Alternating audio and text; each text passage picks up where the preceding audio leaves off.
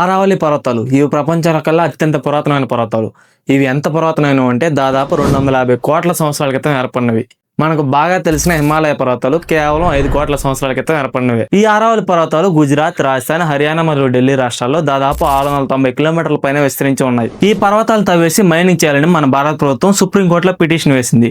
ఆ పిటిషన్ పరిశీలించిన సుప్రీంకోర్టు 100 మీటర్ల కంటే ఎత్తులో ఉన్నవి ఆరావళి పర్వతాలని, 100 మీటర్ల కంటే తక్కువ ఉన్నవి ఆరావళి పర్వతాలు కావని, వాటిలో మైనింగ్ చేసుకోవచ్చని మన భారత ప్రభుత్వానికి సుప్రీంకోర్టు అనుమతి ఇచ్చింది. ఇక్కడ అసలు విషయం ఏంటంటే దాదాపు 90% ఆరావళి పర్వతాలు 100 మీటర్ల కంటే తక్కువ ఉన్నవే.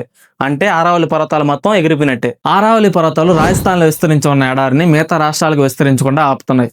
ఒకవేళ అవే లేకపోతే సగం భారతదేశం ఎడారిగా మారుతుందని ప్రజలందరూ భయపడుతున్నారు. ప్రభుత్వం చేపట్టిన మైనింగ్ వల్ల దాదాపు 690 కిలోమీటర్ల మేర విస్తరించి ఉన్న ఆరావళి పర్వతాలు మాయమైపోతే ఆ పర్వతాల చుట్టూ ఉన్న అడవులు, అక్కడ చెట్లు, అక్కడ వాతావరణం, అక్కడ భూగర్భ జలాలు అన్ని అంతరించిపోతాయి. అన్నిటికంటే ముఖ్యంగా మన భారతదేశానికి చెందిన అతి పురాతనమైన పర్వతాలను మనం కోల్పోవాల్సి వస్తుంది. మైనింగ్ చేయడం మన దేశ అభివృద్ధికి అవసరమే, నేను కాదనట్లేదు.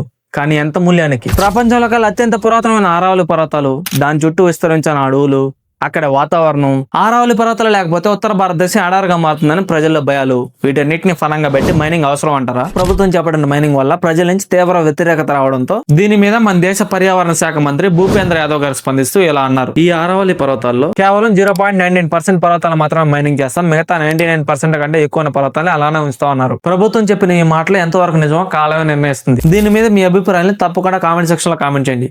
మరో మంచి వీడియోతో మళ్ళీ కలుద్దాం.